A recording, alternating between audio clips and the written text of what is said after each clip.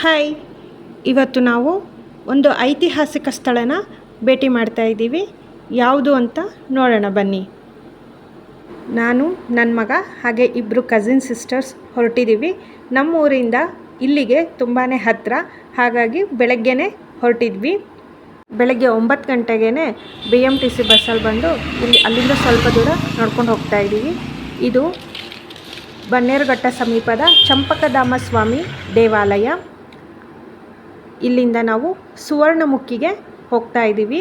ಈ ಸುವರ್ಣಮುಖಿ ಕಲ್ಯಾಣಿಗೆ ಹೋಗಬೇಕಾದ್ರೆ ಕಾಲ್ದಾರಿನಲ್ಲೇ ಹೋಗಬೇಕು, ಯಾವುದೇ ವೆಹಿಕಲ್ ಹೋಗೋದಿಲ್ಲ. ಬನ್ನೇರುಘಟ್ಟದ ತನಕ ವೆಹಿಕಲ್ ವ್ಯವಸ್ಥೆ ಇರುತ್ತೆ. ಅಲ್ಲಿಂದ ಚಂಪಕಧಾಮ ಸ್ವಾಮಿ ದೇವಸ್ಥಾನದ ದರ್ಶನ ಮಾಡಿಕೊಂಡು ಪಕ್ಕದಲ್ಲೇ ಈ ರೀತಿ ಮೆಟ್ಟಿಲುಗಳಿರುತ್ತೆ. ಇದನ್ನೆಲ್ಲ ಹತ್ತಿ ಒಂದು ಬೆಟ್ಟನೇ ಇದು ಬನ್ನೇರುಘಟ್ಟ ಬೆಟ್ಟ. ಈ ಬೆಟ್ಟ ಹತ್ಬಿಟ್ಟು ಸುವರ್ಣಮುಖಿಗೆ ಕಾಲ್ದಾರಿ ಹಾಗೆ ಕಾಡಿನ ದಾರಿ ಮೂಲಕ ಹೋಗಬೇಕು.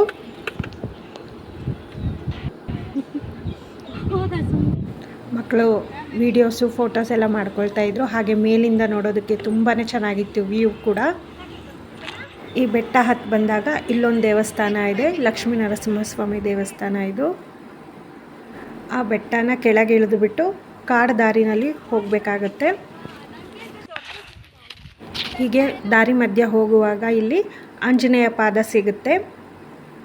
ಅದನ್ನು ನಮಸ್ಕರಿಸಿ ನಾವು ಮುಂದೆ ಹೊರಟ್ವಿ.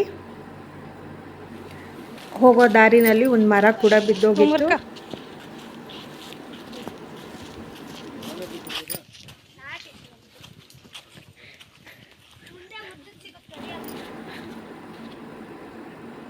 ಇದು ಕಲ್ಲುಗಳನ್ನೆಲ್ಲ ಜೋಡಿಸ್ಬಿಟ್ಟು ಹರಕೆ ಥರ ಕಟ್ಟಿರ್ತಾರೆ. ನಾವು ಹೋಗ್ತಿರೋ ದಾರಿ ಕನ್ಫ್ಯೂಸ್ ಆಗಬಾರ್ದು ಅಂತ ಈ ರೀತಿ ಆರೋ ಮಾರ್ಕ್ ಕೂಡ ಹಾಕಿದ್ದಾರೆ. ಸುಮಾರು 4ರಿಂದ 5 ಕಿಲೋಮೀಟರ್ ನಡೆದ ಮೇಲೆ ನಮಗೆ ಸುವರ್ಣಮುಖಿ ಸಿಗುತ್ತೆ. ಮೊದಲಿಗೆ ಗಣೇಶನ ದರ್ಶನ ಆಗುತ್ತೆ. ಆ ಗಣೇಶನ ನಮಸ್ಕರಿಸಿ ನಾವು ಮುಂದೆ ಹೋದಾಗ ಕಾರ್ಯಸಿದ್ಧಿ ವೀರಾಂಜನೇಯ ಸ್ವಾಮಿ ದೇವಾಲಯ ಕೂಡ ಇದೆ. ಅಲ್ಲಿ ಮಂಗಳಾರತಿ ಮಾಡಿಸ್ಕೊಂಡು ಹೋದ್ವಿ. ಇಲ್ಲಿ ಒಂದು ಪುರಾತನವಾದ ಒಂದು ಬಾವಿ ಇದೆ, ಅದನ್ನು ಕೂಡ ನೋಡಿದ್ವಿ. ಮುಂದೆ ಇತ್ತು, ಇನ್ನು ಮೇಲೆ ಇತ್ತು ನೀರು, ಮಳೆಗಾಲ ಅಲ್ಲ. ಈಗಲೂ ಈ ಬಾವಿ ನೀರನ್ನೇ ಅಲ್ಲಿರೋ ಜನ ಎಲ್ಲ ಸೇವಿಸ್ತಾರೆ.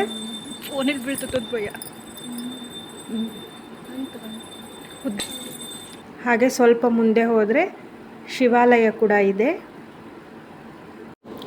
ಶಿವನ ದರ್ಶನ ಮಾಡಿಕೊಂಡು ಮುಂದೆ ಹೋದರೆ ನಮಗೆ ಸುವರ್ಣಮುಖಿ ಕಲ್ಯಾಣಿ ಸಿಗುತ್ತೆ. ಈ ಕಲ್ಯಾಣಿ ಬಗ್ಗೆ ಹೇಳಬೇಕು ಅಂದರೆ ಇಲ್ಲಿ ಜನಮೇ ಜಯರಾಜನ ಚರ್ಮ ರೋಗವನ್ನು ಗುಣಪಡಿಸಿದ ಪವಿತ್ರ ಕಲ್ಯಾಣಿ ಇದಾಗಿದೆ. ಹಾಗೆ ಇಲ್ಲಿ ನಾಗರಕಲ್ಲಿನ ಪ್ರತಿಷ್ಠಾಪನೆಯೂ ಮಾಡಿದ್ದಾರೆ. ಈ ಕಲ್ಯಾಣಿಯಲ್ಲಿ ಉದ್ಭವ ಆಂಜನೇಯ ಮೂರ್ತಿ ಕೂಡ ಇದೆ. ಇದು ವರ್ಷದ 344 ದಿನ ನೀರಿನಲ್ಲಿ ಮುಳುಗಿರುತ್ತೆ. ಶ್ರೀರಾಮನವಮಿ ದಿನ ಮಾತ್ರ ಇದನ್ನು ನೀರೆಲ್ಲ ಹೊರಗೆ ತೆಗೆದು ಪೂಜಿಸ್ತಾರೆ. ರಾಮನವಮಿ ದಿನ ಲಕ್ಷಾಂತರ ಜನರು ಈ ದೇವರನ್ನು ನೋಡಲು ಬರುತ್ತಾರೆ. ಹಾಗೆ ಈ ಆಂಜನೇಯ ಸ್ವಾಮಿಗೆ ಪಂಚಾಮೃತ ಅಭಿಷೇಕ ಕೂಡ ಮಾಡ್ತಾರೆ. ಶ್ರೀರಾಮನವಮಿ ದಿನ ಮಾತ್ರ ಆಂಜನೇಯ ಪೂಜೆ ಸಲ್ಲುತ್ತೆ. ವರ್ಷಕ್ಕೆ ಒಮ್ಮೆ ಮಾತ್ರ ಈ ರೀತಿ ಪೂಜೆ ಮಾಡಲಾಗುತ್ತೆ ಇಲ್ಲಿ. ಈ ಕಲ್ಯಾಣಿ ನೀರೆಲ್ಲ ಹೊರಗೆ ತೆಗೆದ್ರೆ ನೋಡಿ, ಈ ಕಾಣಿಸ್ತಿದೆಯಲ್ಲ, ಇದೆ ಉದ್ಭವ ಆಂಜನೇಯ ಸ್ವಾಮಿ ಮೂರ್ತಿ. ಹಾಗೆ ಕಲ್ಯಾಣಿಯಿಂದ ಮುಂದೆ ಹೋದರೆ ಶ್ರೀ ಅಂಬಾಭವಾನಿ ದೇವಸ್ಥಾನ ಕೂಡ ಇದೆ. ದೇವಿ ದರ್ಶನ ಪಡ್ಕೊಂಡು ಹೊರಟ್ವಿ ನಾವು ನೋಡಿ. ಹಾಗೆ ಕಲ್ಯಾಣಿ ಮೇಲ್ಗಡೆನೂ ಒಂದು ಪುಟ್ಟದಾಗಿ ಆಂಜನೇಯ ಸ್ವಾಮಿ ಮೂರ್ತಿನ ನಿರ್ಮಾಣ ಮಾಡಿದ್ದಾರೆ. ಈ ಪೂರ್ತಿ ಏನು ನಾವು ಜರ್ನಿ ಇದೆ, ಇದು ಪೂರ್ತಿ ಕಾಡಿನ ಮಧ್ಯನೇ ಇರುತ್ತೆ ನಮಗೆ.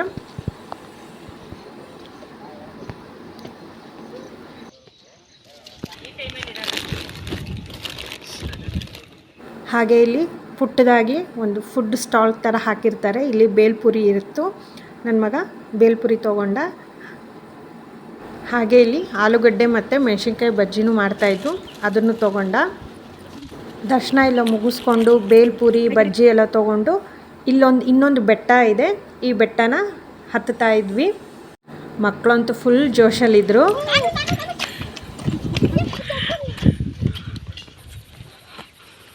ಈ ಬೆಟ್ಟದ ಮೇಲಿಂದ ಇಡೀ ಬನ್ನೇರುಘಟ್ಟ ಕೂಡ ಕಾಣಿಸ್ತಾ ಇತ್ತು.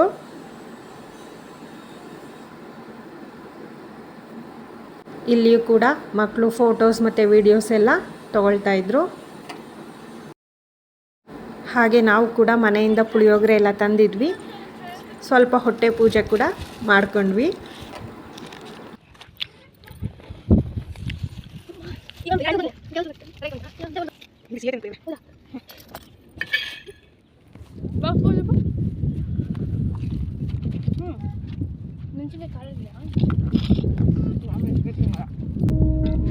ಓಕೆನಾ, ಬರ್ತೀನಿ.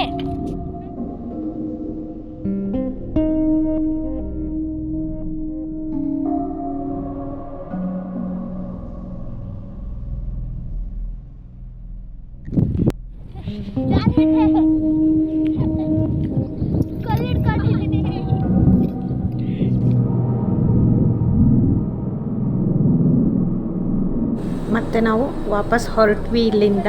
ಸುಮಾರು ಒಂದು 12 ಗಂಟೆ ಆಗಿತ್ತು ಇಷ್ಟೆಲ್ಲ ಮಾಡೋ ಅಷ್ಟರಲ್ಲಿ. ಹಾಗೆ ಮಕ್ಕಳು ಕೋಲನ್ನ ಮುರ್ಕೊಳ್ತಾ ಇದ್ರು, ಅಲ್ಲೇ ಒಣಗಿದ ಮರದ ಥರ ಇತ್ತು. ಹಾಗೆ ಇಲ್ಲಿ ಚಕ್ರವ್ಯೂಹ ಮಾದರಿ ಕೂಡ ಇದೆ. ಇಲ್ಲಿ ಮನಸ್ಸಿಂದ ಬೇಡ್ಕೊಂಡು ಹರಕೆ ಕೂಡ ಕಟ್ಕೋಬೋದು. ಮಕ್ಕಳೆಲ್ಲ ಅದರಲ್ಲಿ ಪ್ರದಕ್ಷಿಣೆ ಆಗ್ತಾ ಇದ್ರು ಅದರಲ್ಲಿ.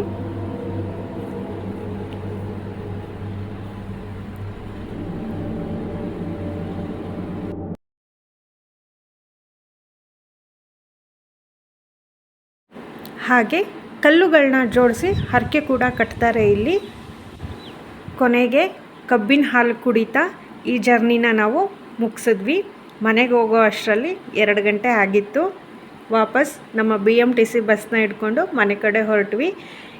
ಈ ಸುವರ್ಣಮುಖಿ ಜರ್ನಿ ತುಂಬಾ ಚೆನ್ನಾಗಿತ್ತು. ಮಕ್ಕಳು ಕೂಡ ತುಂಬಾ ಖುಷಿಪಟ್ಟರು. ಮಕ್ಕಳ ಜೊತೆ, ಫ್ಯಾಮಿಲಿ ಜೊತೆ ಒಮ್ಮೆ ಇಲ್ಲಿ ಭೇಟಿ ಕೊಡಿ. ತುಂಬಾ ಎಂಜಾಯ್ ಮಾಡ್ಬೋದು. ತುಂಬ ಚೆನ್ನಾಗಿರುತ್ತೆ. ಟ್ರಕ್ಕಿಂಗ್ ರೀತಿಯೂ ನಿಮಗೆ ಎಕ್ಸ್ಪೀರಿಯನ್ಸ್ ಆಗುತ್ತೆ.